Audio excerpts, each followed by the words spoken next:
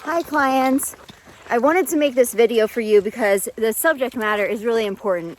And honestly, if I don't communicate this stuff to you and if you're not aware of it, it could lead to you not understanding how safe your dog really is, us having a tense relationship because you might make up stories in your mind about things, which I've noticed over time is really a problem with humans, but certainly in business. And I want to make sure that you have peace of mind regarding all the things that are in place to keep your dog safe and not lost. So that's the topic of this video. Last week, I became just unbelievably stressed and really upset because of how a client responded to a situation that happened that was really, really minor. And they blew it out of proportion, and long story short, that dog is not joining us anymore. And so I really want you to understand how things are set up differently with my business compared to other businesses that take dogs to do stuff. No one does what I do. No one does all this. What I do is very, very different. Even though everyone says the word adventure now, this is different in terms of the training I provide to the dogs, the anal retentiveness with which I conduct these adventures, all the preparation that I do behind the scenes that keeps everyone safe, the amount of experience that I've had in the backcountry over a lifetime of doing adventure sports that are like, you know, in the middle of nowhere and risky, the medical training that I have that nobody else in Portland has, and the standards that I have to accept dogs into the pack and to keep the dogs in the pack. Because of all these things, dogs are much safer with me than with whoever else, okay? So with other companies, they hire contractors. You might work with the one person 1 month and another person the next month. Your dog may be with a certain group of dogs this week and a different group of dogs the next week, or they'll bring in dogs that are only coming in that one adventure, and it's not a cohesive pack. Other companies accept whatever dog, okay? As long as the dog hasn't bitten someone or has serious behavioral problems, they accept the dog, okay? And they don't have a way of training the dogs to have an understanding of what's expected of them, and these commands that I use that make it very unlikely the dog is going to get lost. And so, if people compare what I do with what other people do, it's completely off base. You can compare. And other companies in other ways, they have a nice setup for other goals that a person might have, right? So if a person just wants their dog to go once in a while, great. Then another company is better for you. If you want your dog to be in, going to the same property every single time, and, they have X amount of acres to run and play, but they're there in a fenced area or something like that, great, do that. This is a multi-sport adventure thing that happens in many different wilderness places, all of which I have mapped at this point, although I do still search for new awesome places or other sections of places that I know are already good. But yes, this is the most extreme version of adventure possible. Now let me say, because all these things are in place, dogs don't just run off. They don't get lost. They don't go do their own thing. The only time that might happen is if they go after an elk or a deer, and then they don't return to the sound of my voice or my whistle. Or they don't return just naturally, because often I don't even have to call them. They just come back, right? Or the other thing that is concerning to me is when a dog first joins the first day. On the first day, there is a much higher likelihood that a dog could skip town, right? But that has not happened in years. Well, has it? I mean, if it's happened, I don't recall. But it really does not happen now, because instead of what used to happen in the past, where like I would simply listen to the parent and they would be like, yeah, it's fine. He never runs off. He's totally gonna be fine. You know, and then I would just believe that. And then, well, that was not the case with me, right? The dog was like, who are you? What is this pack? And then they bolted. Well, now I do my meet and greets in a different way. If a dog seems at all nervous or timid, or like, you know, I can read body language really well. If they have the body language that's showing me that I shouldn't totally trust them, I'll do a bonding sleepover with them now, so that we can connect and they can start trusting me and connecting with me. I might even offer, and I have for some dogs, maybe it was your dog too. A few dogs have gone with me and my own dogs on like mini adventures, like on the weekend. If I'm like, you know, after the sleepover, if I'm still nervous, I'll take them out to, sorry, I'm getting hit by a stick here. I'll take them out on a mini adventure with my dogs, and then I can, you know, have more personal time with them to build trust and teach them things. So the point is, once they join, you know, it's really, really unlikely that we're gonna have a problem. And in the past couple years, I bought 2 collars that are tracking collars, and a new dog will wear it for the whole first month. By the end of the first month, because I'm doing training with them, they're getting used to their new group of friends, and they've made the friends by the end of the month, and they're used to the routines and the expectations. And I've been able to see whether they're a flight risk or not. And if they are, I would kick them out by then, obviously. Maybe obvious, I don't know. By then, if I take off their collar, like, they're not gonna go anywhere. And dogs really don't, unless it's like some freak weird thing. Now, if that happens, I've been trained in search and rescue for humans. I apply some of those principles to how I conduct a search for dogs that might go missing once in a blue moon.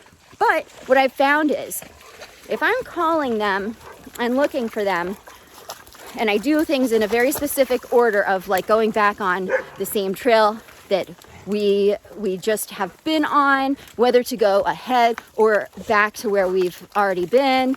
I have a very strict, you know, what I do first, what I do second, what I do third. And if I don't find them, then anytime it's happened in the past, the dog goes back to my van. Every time. I think I had one incident in the past where, and I'm not talking about the new dogs that like years ago, I had a couple that just freaked out on the first day. That was a different thing, so that's not included. But one time I had a dog who is now infamous.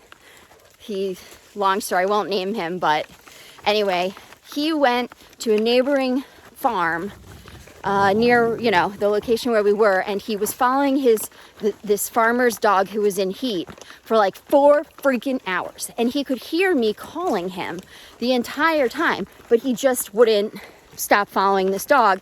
And the stupid farmer didn't yell out and be like, he's over here.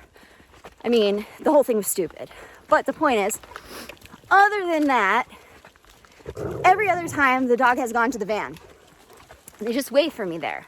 Somehow they know where they are and they know how to get back where they came. You know, they're smart. So there has never, not once, been an instance where a dog was left in the woods or like overnight. Oh, no, there was one time. This is terrible, but yeah, there was one time where okay, and this is another thing, please, people. You need to cancel your dog's adventure in the app. Please, if they're not coming, cancel them in the app. I know your billing isn't attached to that adventure service on that day, and good for you, but I need to have a good, accurate count. I need to have a roster. I need to have the correct names who are attending today and the correct number, because I'm counting everyone all the time. And I'm going through who's here, who's not here, whatever. There was one time where new families did not do that, and there was a miscount, or someone added their dog but didn't add it in the app. So my count was wrong, and Maya got left in the woods. But I realized it once we were unloading, and it was the worst thing that ever happened to me. But I went right back, and she was there. That was terrible. I can't believe I'm even telling you that, but you know how transparent I am. Anyway, the point is, no dog has been just left in the woods or left overnight in the woods. It just has never happened because of all these things that are in place. So the other piece that I just need to really tell all of you, please, and I'm begging you, because I do this work, because it's my reason for living. Like, it's my way to survive this terrible planet. I mean, the planet's great, but this time in the world is horrible. I find it very distressing and very hard. And I'm a very sensitive person. You may not think so because I'm tough also, but I'm a very, very highly sensitive person, and I care so much about all this stuff. I go above and beyond what any other adventure leader does in a million other ways that we're not talking about in this video.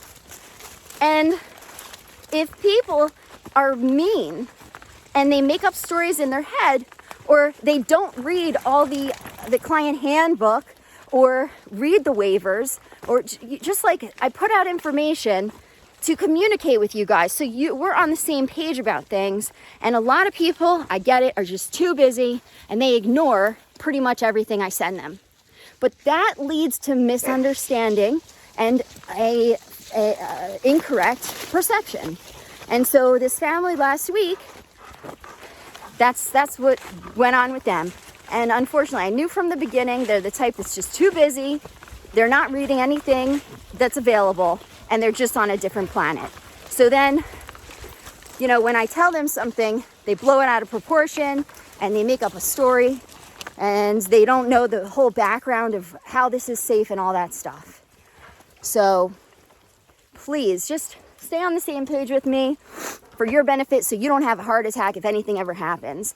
Now, all that being said, I am now not wanting to have a million things hanging from me.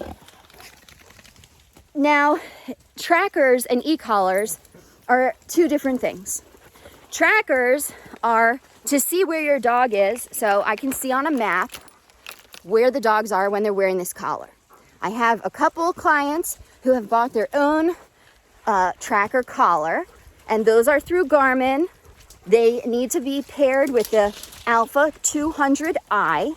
Again, the Alpha 200i. That's this. This costs like $850. The collars each cost $350. I also have to pay a monthly subscription to have all this work. And I also have to make sure everything is charged and ready to go, that the software is updated, that I have extra batteries, and I have to buy new $50 batteries every few months in order to have this work every day. And because of that, if you would like to buy a collar and have me pair it with this, and that adds complexity to my day when it's already very complicated, and I have to remember a lot already and do a lot already, there is going to be a small charge to that.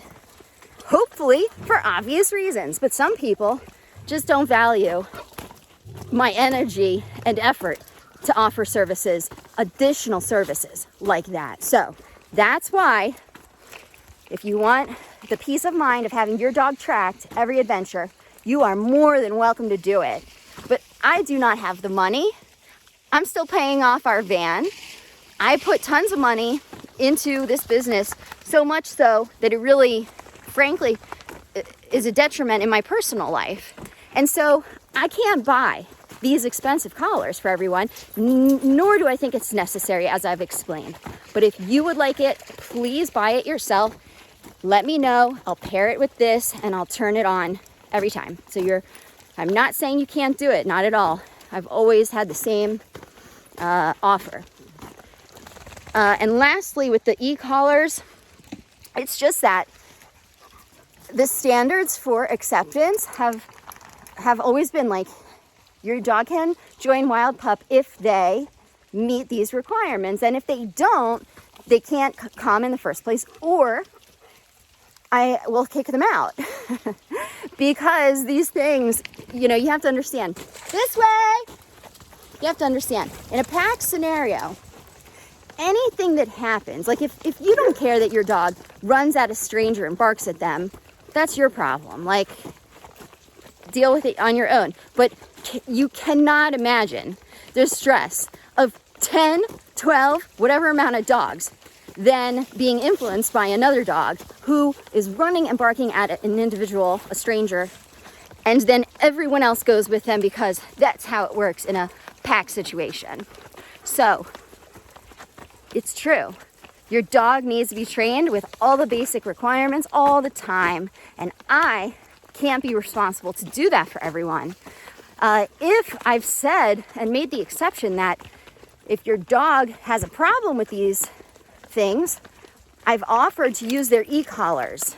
And that is just because I'm being nice, guys. It's not part of the deal. It's just because I don't want your dog to get kicked out. And I'm just doing it to be kind. However, it has made people lazy. I just have to be honest with you guys. People are lazy about it, and I get it. Maybe you're not in a situation where you can train your dog to do whatever. But that's the thing. You have to put yourself in a position to train them to learn these things.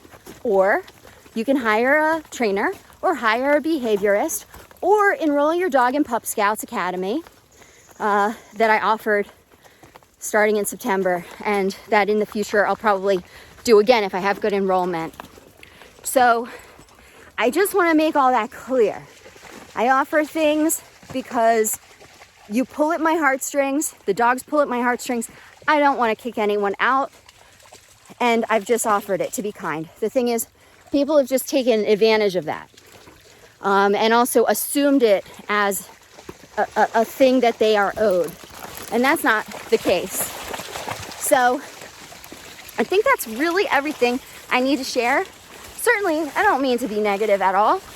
What I mean to do here is just be straight and honest and clear and as concise as I can possibly be on this topic, to share important information with you so that we have a good relationship. It's really important to me that we have a good relationship, me and the parents, and also so that we have successful and safe adventure days. You have to remember that all the behavioral stuff impacts all the other behavioral stuff. So if some of the other requirements aren't met, it influences dogs to have other issues. Like, it's more likely that a new dog will run off if the other dogs are like playing too rough with each other, barking at each other, starting scuffles, you know, or whatever. It's also more likely that a new dog will run off if other dogs run off and don't come back. It's more likely that other dogs are going to pick up bad behaviors to bark in the van if one dog is barking in the van during our ride. Same thing with when we see people, okay? Same thing even with swimming. If one dog is like, whatever, I don't have to cross this lake. I'm just going to hang out here, or I'm just going to go around the lake walking. Well, other dogs are then influenced to do that too. Peer pressure is a thing in dog communities. So I hope all that helps all of you, and for us to have the best time moving forward. Thank you for watching. Sorry it was long, but I have to tell you, YouTube videos nowadays, the trend is to have long videos, longer than this one. So I'm just following the trend. Hey, Snuff. All right, bye.